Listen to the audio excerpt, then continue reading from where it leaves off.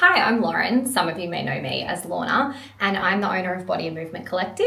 We're a health clinic, multidisciplinary. We have chiro, physio, massage, personal training. So we're all about helping pole dancers and aerialists overcome their injuries and get stronger and better at the things they love doing.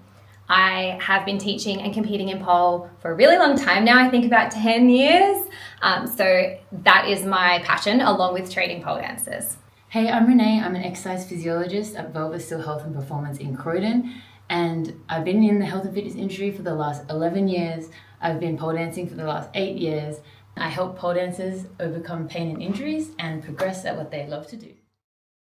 Hi, I'm Tatiana from Tatiana Active, and I'm sitting here today with Lorna Shadow / Loren, who is a chiropractor, and Renee, aka Velvet Steel, who is an exercise physiologist. We're here today because we are all pole dancers. We love pole dancing, but we also like looking after ourselves. And we want you to look after yourself as well. So we're here to share a bit of information that can hopefully help you on your pole journey. If you're a pole dancer, you may have started learning kips, flips, and drops. And if that's the case, you may have had bruising on your knee. Perhaps you know someone that's had bursitis, inflammations, etc., etc. So I would love to ask these lovely ladies here, what are some of the most common knee injuries you see in pole dancers, and how can they be prevented? I think you kind of already said it without knowing you were going to say it. I think bursitis and bruising, like irritation at the front of the knee, is the most common thing. It's I guess an overuse trauma thing that comes from flips, kips, landing on your knees, repetitive spins, just in general impact to the knee, like creating inflammation and issues to structures in the front of the knee. Yes, repetitive knee bashing on the floor. Yeah, that's it. Yeah. Sometimes you want to get that perfect shot, and then you're out there doing 27 kips in a row, and then suddenly you can't walk the next day or whatever it is. Yep. So, Yeah. Okay, interesting.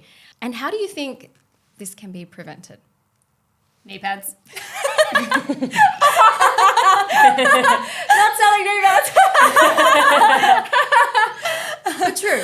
I think there are a few ways to help mitigate these. You can never fully prevent an injury, but there are a few ways to help mitigate it. I do think good knee pads are honestly the number one. Trying to tell pole dancers not to do things generally doesn't go down well. So I think first and foremost and the easiest option is knee pads, but I think also it's load management.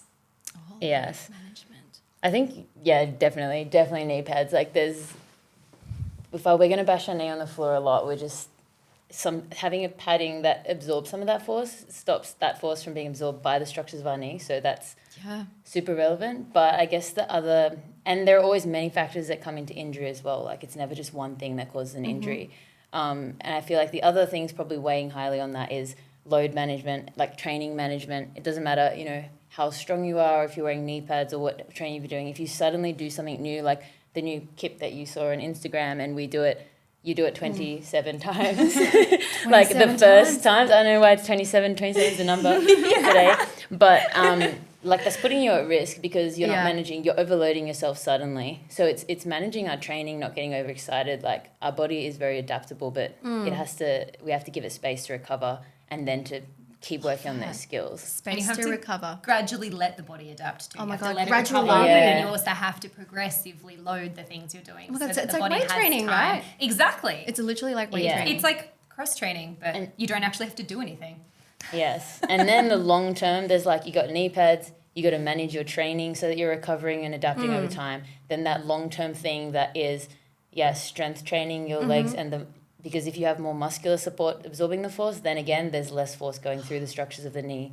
So that's the long-term thing to being able to withstand more training load and because you have a greater capacity. Yeah. And I think too, to even just decrease some of the load that's going through the knees. So if you have strength to counteract coming down onto your knee as hard. So if you're landing, a lot of the time when someone teaches a kip, you'll hear about trying to land on the top of your foot rather than on your knee.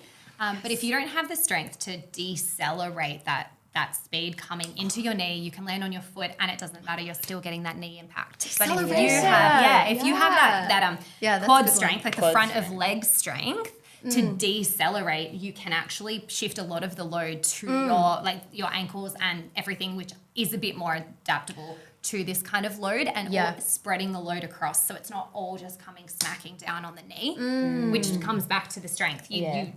There's no way around that except needing strength. It's so true, right? One person that comes into mind is we all know Felicity Logan, right? When she does a kip, that is some kind of slow-mo kip, right? It's the back flex. and it's like all that. It's muscle control. She has that, right? And she has the strength to back it up. Yeah. And so when she lands on her kips, it's so gentle. Like a feather floating down. I feel like she doesn't even need to wear knee pads, to be honest. Yeah. The way she lands. But yeah, and I love that. Yeah, I feel like that comes down to strength, because we look at that and we say, I feel like sometimes technique, like having good technique, can be quite overrated, because we think that it's how you do it, or it's also because she has that strength to control that motion. It's true. Like as Lorna was saying, with the eccentric quad strength. Like even maybe with your arms sometimes, right? When you're like in a low base work kind of flow and you're in a static V, if your arms can actually take that load before you land, like or same thing, even just with not kips, but like dancing in general on knees, even if it's something super, like if you're a beginner and you're like, this does not relate to me, even if it's something as simple as like switching from like one leg at the front to the other leg at the front, if you have that pushing strength in your arms, you're not solely putting all that pressure through your knee, you're actually lifting some of your body weight. It's the same with like sort of Russian kickbacks and things like that as well. The more pressure you can put in your arms, the less you're sliding your knee against a really hard floor with your whole body weight on top of it. So there's things, I think knee pads are essential and super easy. They're like the low-hanging fruit. Like the baseline, the baseline of prevention. Everyone should do, but there's other things that are just going to help every aspect of what you're doing, and that comes down to having the strength. And it's not just in the legs. It is in the arms, but I think this also it's interesting. A lot of pole dancers are a bit, why do I need to cross train? But in general, why do I need to train my legs? We're upper body sport dominant. And this is one of the many examples of why you need to train. There's plenty, and we could, I think, talk for days on that. But this is one of those examples of why you actually need to cross train your whole body. For those that don't know, what is cross training? Doing a type of training that isn't your sport. So normally it's a bit more programmed strength and conditioning work, generally speaking. I am always a big advocate, I'm sure you are too, of like getting into the gym, lifting some heavy things. It's like specific programming of weights training, but it can be Pilates, things like that as well, something that is different to your sport, so you're not doing the same repetitive loads. Supplement your passion, right? Yeah, absolutely. And it's the thing that can really excel your performance and your progress. And sometimes I think a big misconception about cross training is that we think that sometimes we cross train to think we're trying to do the thing that replicates the sport, like to make you better at that thing. Yes. And it's not just about that. It's actually training what is missing, like training what you're not doing at pole, not just we think upper body strength, pole, but we also want to have like strong knees and hips, like for our life, like longevity and like just being mobile, getting up off the floor. Yeah. We're on the floor alone. You got to be able to get up. I want to be 50 and be able to carry my grandkid or whatever it is. Right? Like longevity, and we want to be like, we love pole, so we always focus it on the pole, but there's so much more benefits beyond pole dancing that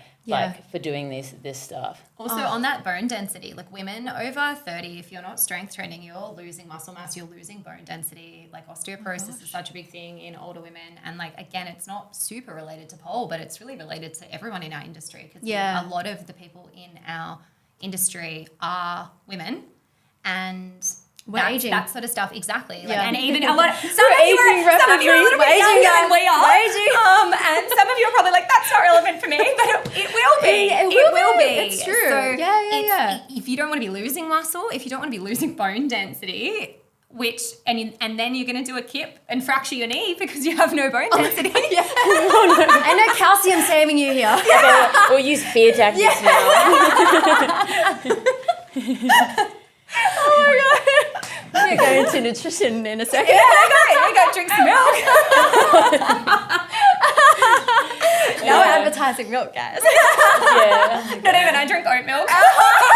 Me too. Oat milk is the superior Almond milk. Oh, that's Almond? No, oat. Oh, I'm an almond milk drinker. Oh, Mainly almond because is delicious though. I can't tolerate I'm so normal milk. Oh man, I'm a full milk coffee kind of girl, but I love soy milk in my oats. Oh, interesting. You know, Yeah, I'm nice. oat milk for life. Milk fat. There we go. Okay, so we got bone density, load management, cross training to fill in the gaps, not just doing pole dancing specific Training. training. Yeah. Yeah. Mobility Oh, training too. My God. Yes. It's a big part of Huge. so that we don't skip past it. Yeah. I love Because like I could hammer on about mobility all the time. we could, and pole is like the further you get, and we know how addictive pole is. Like we've all been through. We start and we're like, oh my God, this is so great, and then once we can do this thing, we want to do the next thing, and then there's next, and there's always like some bigger, crazier, Yeah. exciting thing that we want to do, and like we You need need to the flexibility for the that, range that's demand. It's true, right? The strength Otherwise, that demand. split ain't gonna look like a split. No, That's and for there's sure. things also that then just get dangerous to get into because you might be able to passively push into it, but you don't actually have control over that range of motion, which is where strength and flexibility then kind of play in together. Yeah. We're not just trying to do a split on the floor. Where again, it's the jade split that looks like a pizza argument. It's those things. But yeah, and mobility training, like I guess we're not going right into that now, but mobility training I would is, love like surface level. Please tell us because I feel like a lot of people don't really know what mobility training is or what mobility even is. yeah, like I get, like it's not, we see flexibility and strength as these two different things, but mobility training, it should be like our ability to move in a bigger range of motion or at our end ranges. So flexibility training is a form of strength training. It's just more at the end of your range.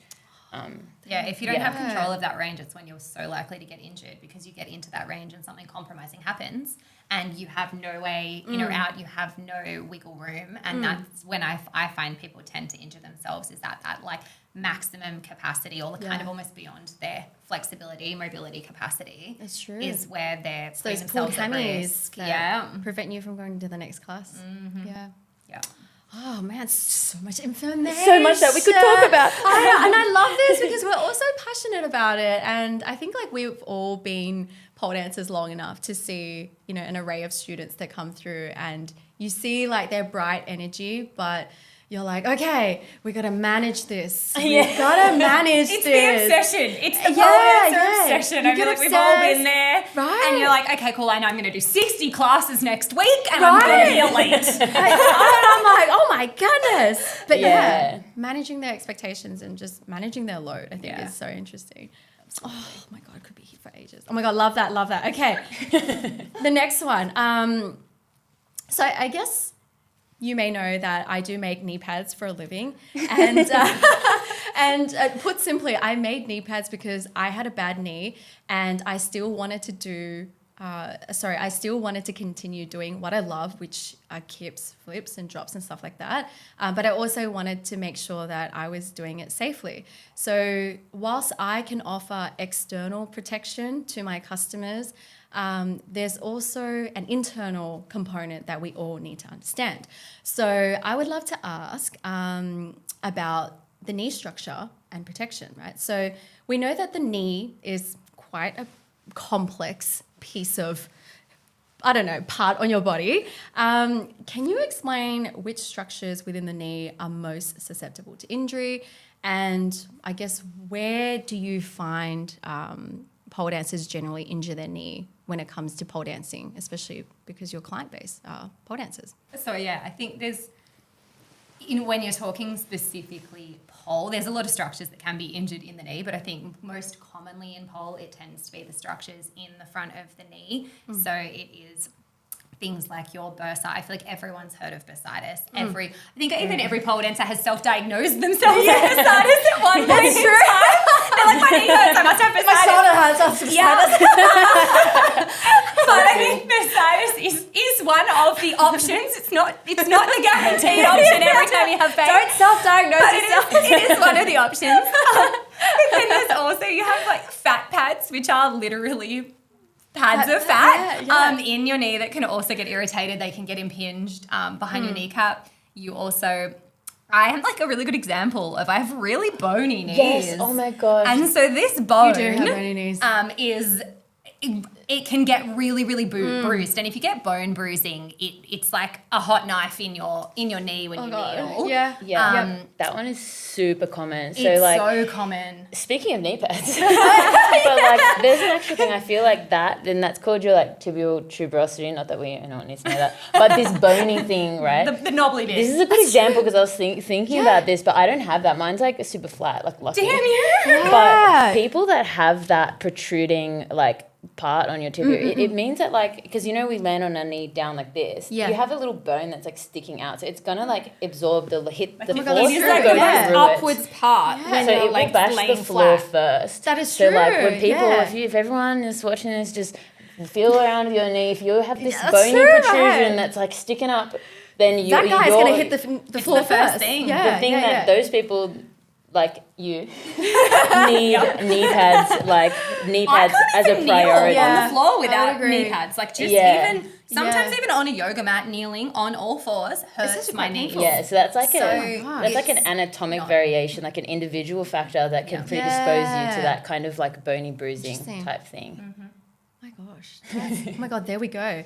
You've learnt. Now touch your knee. Now, But then the See, mine is only really thing to flat. mitigate that, like as we said before, that there are ways. Mine is so flat. Damn you. so lucky. Yeah, there are ways to mitigate other things. We're going to zoom in. Me? I was like, I didn't shave my legs, so please don't zoom in. I wasn't expecting. That's right, I'm tight. Yeah, we talked about other ways to mitigate knee injuries, like strength and stuff like that. But when it comes to this sort of thing, the only option is knee pads. That's true. Or You can't not, change or not your doing anything structure, on your right? knee. No, Yeah. you can't. There's nothing you can do. So if you have that, and even if you don't, like it still sometimes you can still bruise that part, but it's a lot harder It takes to do. more impact. Yeah, probably. But that's true. it's literally an unavoidable issue if you have that prominence and you're doing floor work. You will bruise it to the point where you can bruise your bone, and it is not a That is nice painful. experience. Oh my God. What are the long-term effects? Like if you constantly bruise that section, like is that, I don't know, is... Bone bruising is a bit different to like surface bruising. So bone Okay. bruising, you're actually like damaging some structures and vessels my inside your goodness. bone, and then the nerves get irritated from there. So you can end up with extra sensitivity long term. Okay. There's a little bit of, I guess, debate. I don't know, like what your stance on it is, but that turning into or predisposing to arthritis as well, because there's changes in like cell activation and things like that. Yeah. So Yeah, interesting. it's not good. Okay. Nothing good's going to But come we out of can it. definitely heal, like that sort of stuff.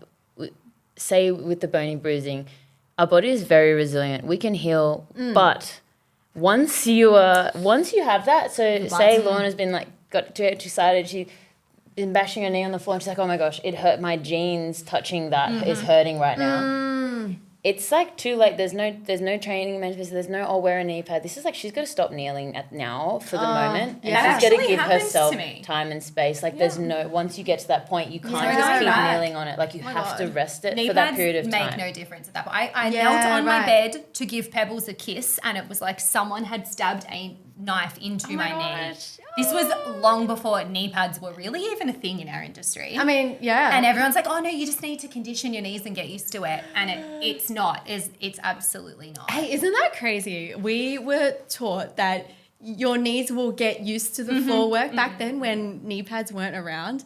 I remember that. Yeah. And it did not. And I think maybe what they're trying to say, maybe they're trying to allude to the strength component we talked about of you can mitigate some of the load if you're strong enough. Yeah. Maybe there is truth to the fact that, but it comes to our bodies adapt, right? Get a bony bruising. We lean on our knees a bit. Maybe there's a bit of pressure on the knee, but it's not to the point of that amount of pain. And then you leave it, like you don't continue doing 27 more kips. You leave it for a bit. You give it space, and then if you fully recover from that, and then you have that little bit of impact on your knee, and then you recover from that, and you have your tissues will adapt. Yeah. You will be more able to okay. tolerate that. But it's about it's a fine line of load management. It's like the Load load management management again, right? thing again.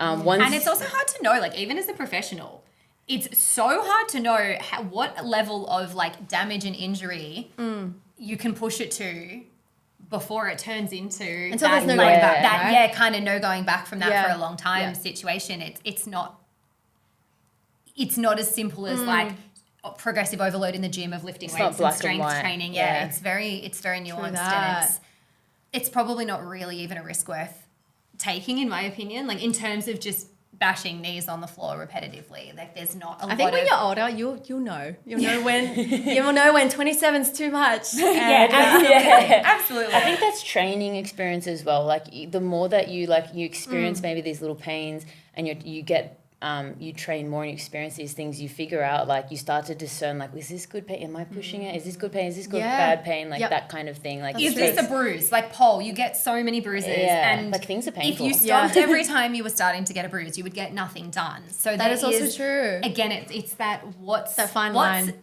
not really, like, what's a fine sensation and a fine pain and what's not? What's a productive sensation and what's not? And that's also such a nuanced conversation. It varies depending on what type of the body you're talking about as well. Yeah.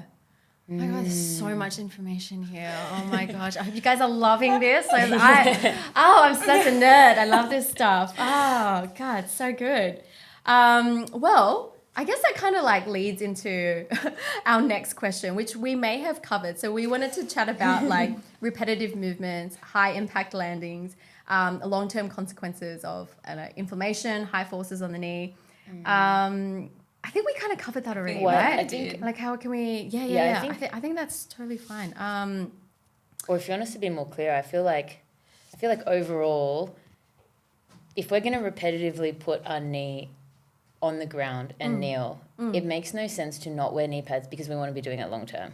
Yeah. Yeah, So that's like, true, right? there are all the other things, the long term, strengthening the tissues, having stronger legs.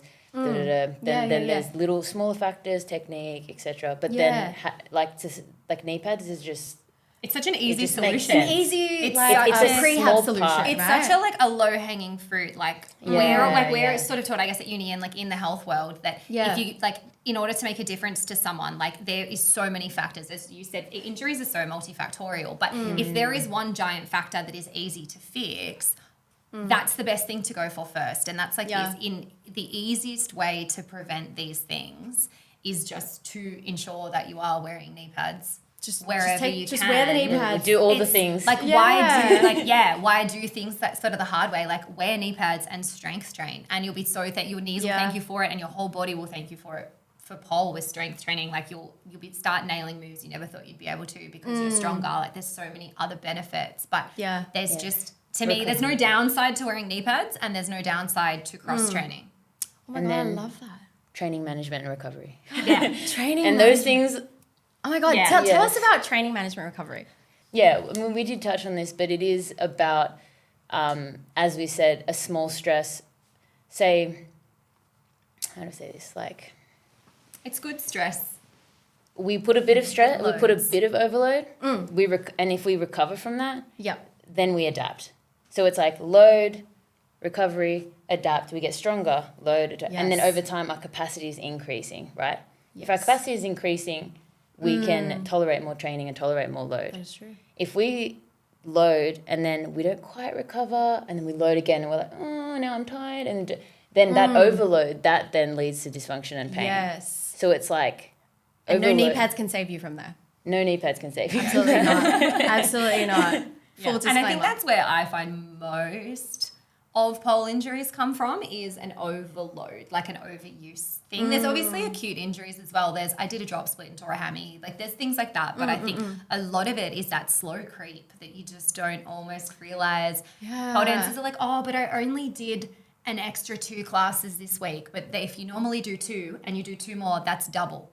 That is true. So it doesn't sound like a lot, but you've doubled you've your doubled. load. And so it's a fine balance of trying to slowly increase your load, not too much, but enough that you can adapt and you do recover and you do get stronger. Well, speaking of that, I would love to hear about, I would love to, like, each one of you to share a story about maybe a client that you've had, which was maybe an interesting case, pole dancing related. It could be common. It could be maybe one that stood out. And it doesn't even like have to be knee related. Just Just anything. Out of curiosity. I guess if we're talking common, I guess one of the most common things I see is hamstring. And it's often not actually, again, it's not that I did a drop split and tore my hamstring, although don't get me wrong, we do also see that. That's kind of common. That is also common. But I find it's my butt hurts. I have a glute problem. I feel underneath my butt. Oh my God, that's stretch. The underbutt. The underbutt. The underbutt. It's the glam. It's the glute ham section of the body. I find that is a really commonly overuse injury from people that suddenly decide they want to stretch. And they're like, I want my splits and I want it tomorrow. And they just go really, really ham with stretching. Okay. And again, they don't have that load management. Tendons don't respond the same way to load as muscles do. They love load, but too much load they really don't like, particularly also stretching and compressive load at the same time, which is what we do. Load management coming It all comes back to load management. So I see a lot of hamstring tendon issues and patients expect that's, and if you Google it, it's stereotypically like it says 6 to 8 weeks, and that's just not accurate. It's not the case in pole, in stretching. Like you might not have pain, but you can't stretch your splits. You can't, like, it takes a really long time because it took a long time to build to that. Yeah. So I think that's something I see really, really commonly, not necessarily super interesting, but really, really I think it's so common and relatable relevant. to a lot of people that are watching it right I'm sure now. it would be. Yeah. And people just kind of think that it's a bit normal until it gets to the point where it's really painful. And then when they really think about it, they're like, oh, you know what? Maybe this started 6 months ago. Yeah. So it's the slow creep injuries that actually get people the most, I think. It's sort of the same with the knee. It's like, oh, my knee's a bit bruised. Yeah. And then like 3 weeks later, you can't walk. Oh my God. Yeah, so true. Oh my gosh. What about you, Renee? Tell us about like common, I mean, common there's or a interesting lot of stories. like common stuff in terms of injury. Like just name a joint in the body and we'll go from there. Shoulders. I guess because the demand of pole is so high, so it means like the more we do it, the more that the demand goes up. So that's like the prerequisite of that is that we need our capacity has to go up in order to like keep progressing. So I think one common thing I feel, as Lorna was saying with the hamstrings, I agree, and I feel like this happens. It does often happen when they first start training flexibility because it's new. Sometimes people haven't stretched before; they don't know what the good pain versus bad pain is. So we learn from those things too, because as we get more experience with training, we know what pain is what. Another one that happens early, I reckon, in the first couple of years of pole is the wrist pain, because it's like The Jamila. the gemella, that bottom hand split grip, that like hurts, and then they're like sometimes when the like tendon is like really angry by that time, it's like I hold it, and then as I let go, I get a pain. Yeah, like that that's one. very common. I think any like pole instructor too. Any instructor would have at least one student, at least one student. Yeah, and then but sometimes because these things are so common, like common does not mean normal. No, that's it like doesn't. an important point. That's just such a really important that, point to nail down. Yeah, it sometimes does not mean like that it's normal. The amount of time in class where like one person will do that, but when I release it, and then like two other people in the room, like, oh my God, me too, and they're like, oh yes, so it's normal. I'm like, well, hold on a second, I was like, no. I was like, no, that's supposed to be a painful sport. But yeah, so that class, I think some of that, and that it doesn't really discriminate the wrist one. I had that one in the first couple of years, like persistently in the first couple of years of starting pole, and I think and that's me coming from a dance and strength training background, and I just and still when else in life do you put all your weight on this weirdly shaped wrist with a finger pointing down? Like, you just don't do that even in strength training. Exactly. So I think the key with that is like it's the specificity of the way that you're loading it. You can be strong in one way doesn't mean you're strong in every way. So like coming from strength training or whatever, say we lift weights in the gym, say a lot of people come into pole maybe with even a background, but then sometimes that can be even a danger. You have strength in other places, but I'd never like put all my weight through the wrist, and then because you're sort of strong and you're excited, you're like, oh, I got pole, this is so fun, and then you just like both your wrists are hurting and you're like, and I was wearing wrist, like you wear wrist cuff trainers and you try to that's keep so true, pushing 'cause that yourself. is such. It's because it's not a normal load, right? like that adaptation, It's like really Yeah. not. we Yeah. need to adapt to that. We And need that to load takes so slowly. much time. Yeah, and then It really takes time compared to like again the muscles. I think too. Like if you have a strength training background, you might have strong forearm muscles from like Or gripping lats and barbells and shots. stuff Yeah. and that sort Yeah. of stuff. Yeah. But those tendons aren't used to being loaded in that way, and tendons take longer to adapt than muscles do. And then on the flip side, so that was my example of saying like, okay, I've come from a training more of a training background, so Yeah, I was yeah. there thinking I have the tools, and then I was like, I'm ready. but then that's like me not being conditioned, not going in too hard, not managing my load properly, like all the That's things so we're victim of interesting, all of our right? own things that we Totally. do. think we know the best. And then True. And then, Yeah. but then there's the other side. You have no, which is what's awesome about pole. You can come into it with nothing and build yourself up to like something like we don't Incredible. recognize ourselves in a year. But then you could overload this exact same way, exact same symptoms, but it's because there is a lack of strength elsewhere. So the weakest link is the wrist. So say the shoulder stability, the Compensation. shoulder strength, like it's not there to support that. The other So- one, pulling strength too, I find is Yeah. often a big thing in split grips and gym-millers. So again, like everything's that's so so multifactorial. Yeah. I So like it's this is not so just- relatable right now. Yeah. I'm just loving it. I'm absorbing. Oh my gosh. Because I think that's a good segue as well. So previously we touched on like knee pain and stuff like that, but there are also ways that let's talk about like kips, flips and drops specifically, right? There are ways to train your body for it and have your body kind of ready for it, right? Tell us like some examples that you can kind of get your body ready for it. Like I think Lorna, you may have mentioned quads, and maybe there's a little bit of a calf in there. Maybe there's some core, hip. Like, tell us what can we do besides the knee pads that can come into the picture? You did kind of hit on a lot of the things I guess that you like. It kind of pretty much everything. Like, as we said before, push strength in the arms. Yeah, There's so many.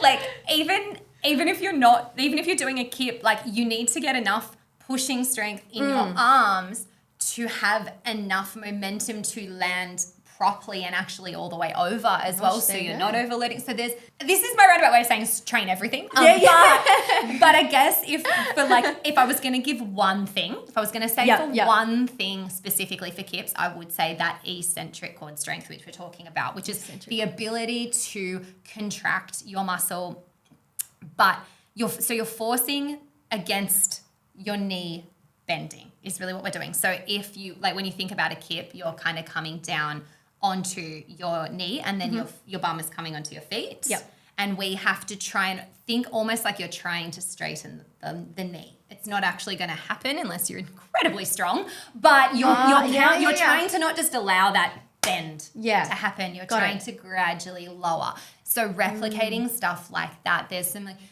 specific types of squats you can do, but even just like coming down to if you're at home and you don't have any equipment, like putting a resistance band behind you and just practicing like a bending and a straightening of the knee against resistance. Yeah. Like there's within reason, the more specific you are, the better. Yeah. But anything that is strengthening the quads is going to whole section. directly help. But yeah, also core, arms, Yeah. pushing, all the things. Like the eccentric, just to like I guess clarify for people that don't get what that means in terms of eccentric. It basically just means like your quad is lengthening under load. Yeah. So it's being lengthened and loaded. You know what I mean? So and that's why like some of the force is if it's not absorbed by a quad goes to the structure of the knees because it's pulling on the tendon like your like quadricep tendon that is on your kneecap and then that can make things angry. So it's definitely strengthening. Oh my gosh, so interesting. Yeah, definitely strengthening the legs with weight. I think one other interesting thing is sometimes like we could say we're doing all the strength. It's about the range as well. So we can be doing all the strength training. We can have strong quads and do all these things, but we're only strong in the range we train in. Agreed. So our quads we can be great at doing like heavy squats to parallel to the floor, for example. Gas to grass. But when we do a kip and land, you're sitting on your feet. We're like this, like this. That's Like this. So my knees fully flex. Like when in the gym am I like this?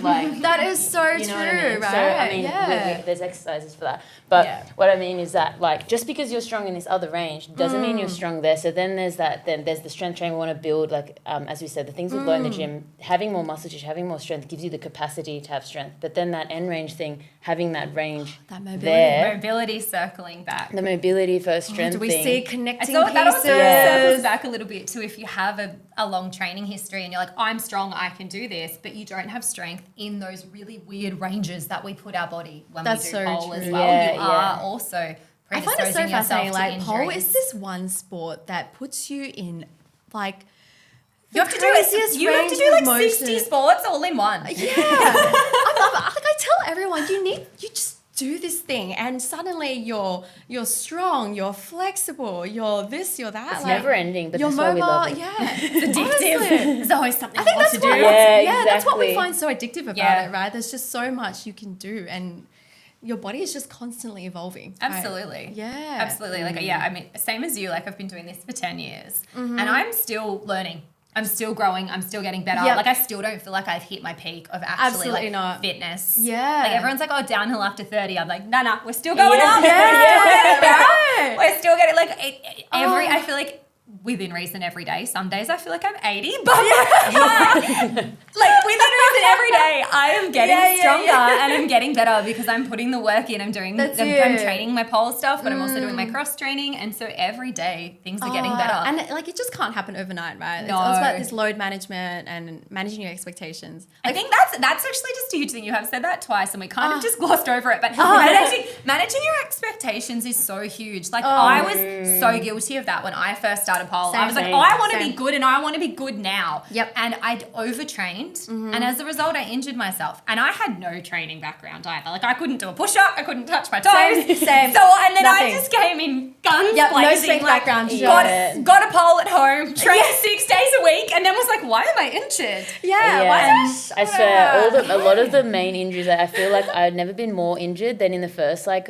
3-4 years Yep. of pole dancing. Oh my gosh. It's you, like you the- suddenly you're like, what is And that's wrong like with me? where I'm like, I'm a hypocrite, I should know better. But then I'm like, But we learn from our experience. But yes, and we yeah, actually it's humbling. take most of It's that. so Like, we have humbling. been where you are. We're not just sitting here Yeah. throwing stones. We live in the No, glass house. Like we've we lived and we've breathed. and like, and we learn from that, and like Yeah. even I think there's no such thing, there's injury mitigation, but like in a sport like this, it's impossible to never get injured. It's There's no inevitable, such thing yeah. as like 100% Yeah, injury yeah. prevention. Like agree. like Actually, that's you so can just important trip to over and highlight, sprain right? your, you could trip over and sprain your ankle tomorrow. Like Yeah, there's no, it's agreed. sort of, but we want to like do things that obviously Minimize make us it. the most resilient that we can, to have the best capacity we can, so that we are more resilient when we do get injured and Bounce all back the quicker. things. Yeah. Yeah. Gosh, I love that. Resilient when we do get I love injured. I love that word, resilience. Oh, That's the goal. Because it's really, thing. it really is what you're building. As like as you can't fully prevent injuries. No. There's so many factors that go into it.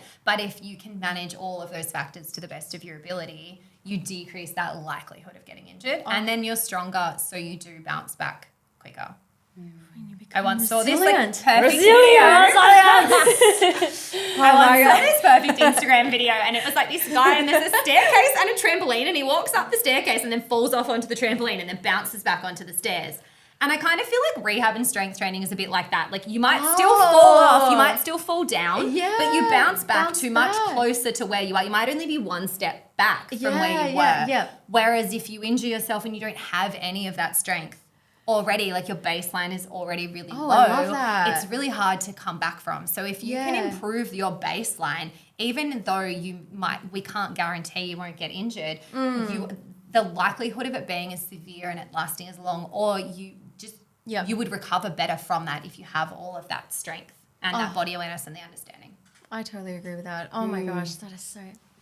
Oh my gosh, covering so much. I think we've actually. Because the last kind of question that we had was about pain tolerance and recognizing limits. So I think this is where we touched on like managing expectations and then, just gradual loading, et cetera, et cetera. So we'll see if like this is relevant. So pole dancers often have a high pain tolerance, i.e. the extreme positions we put ourselves and our bodies through. How can dancers distinguish between pushing themselves through that pain that could lead to injury, and when is it best to seek professional help?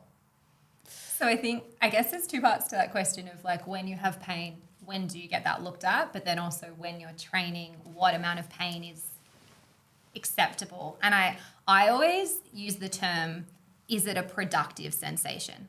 So it might be a discomfort. Stretching is not comfortable. If it was, we would all be flexible. But Well it said. shouldn't be painful. And it comes, and this is where it's really hard because it is a lot about education, but you need to consider, what are you doing? Like the movement you're doing, what are you stretching? Like what muscles are you stretching? What muscles are you using for strength? And if you're feeling it in a space that's not really either of those things, that's probably a not productive sensation. Like if you're stretching your shoulder and you're trying to stretch your lats and they're here and you feel a pinching here, it's probably not a productive sensation. If you start to get pins and needles in your arm, you're not trying to stretch your hand. No muscle goes from your hand all the way up to your shoulder. Yeah, right. So if you're feeling a sensation in your hand, probably not a productive sensation. Got it. So it can be a little bit hard because that education is a bit hard to find, but that's where following health professionals on Instagram. I mean, that's the first step that you can take, right? There's a lot of education out there nowadays about this sort of stuff, but even just understanding, dial it back a little bit. Like, what am I trying to do? What is working and what's not? And where am I feeling this? And that kind of helps to see if it is a productive sensation or not. And if it's also just, if something is on the pole and it burns, it's probably just skin and you're probably fine. Don't seek professional help. Yeah, you don't need to come to us. It's okay. We can't really help you there. But if your thigh skin is on the pole but your hip joint is hurting, not productive. They're different. Okay. So Do we see a theme here? distinguishing Yeah. what you probably should be feeling with what you're not feeling. Can I also just add, like when I was pole dancing, when I first started, there were no health professionals like yourselves that were catering to pole dancers. Yep. None at all. And so I felt like when I started pole dancing, I kind of just thought these pains were normal. Yeah. And you just go with common. it. That's It's it. really Like common. you just are like, okay, oh shit, I can't raise my arm today because I don't know what I did. Because I trained really hard, it's fine. Right now, I train 5 days a week, should be all right. And then, you're like, okay, rest. People just say rest and that's it. So I think, and to be honest, I think pole is still a very new sport. Do you agree? Absolutely. Yeah. I feel like the real long-term effects of pole dancing are yet to come and nobody knows what they are. Yeah, And the so- research on pole is really new. There is some really interesting research being done by some people into pole injuries and prevalence and things like that. But it's all really new. Like it's such a new sport. There's It's a not new where space. I know when I first started as a health professional in this industry, I was just pulling information from anywhere I could, like from gymnastics education and trying to adapt that to pole Yeah. and things like that because Yeah. there just wasn't the information out there specifically to pole. Yeah. And now there is so much more, which is so amazing for our community. So like my advice is just to utilize that. Like you're willing to Totally. spend money on shoes and outfits and classes, like invest a little bit in your health. Like even if that is just purchasing some books, like some information. There's like that's true. and pole anatomy books, like things just Yeah.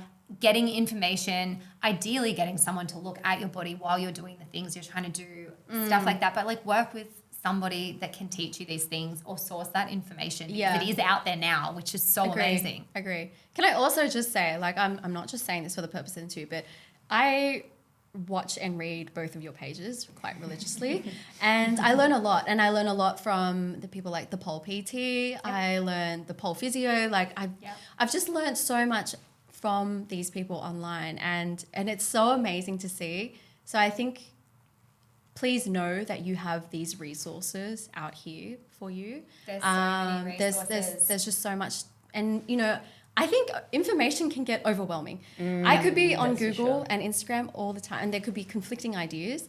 But I think you just need to learn to understand your body first, and read the signs.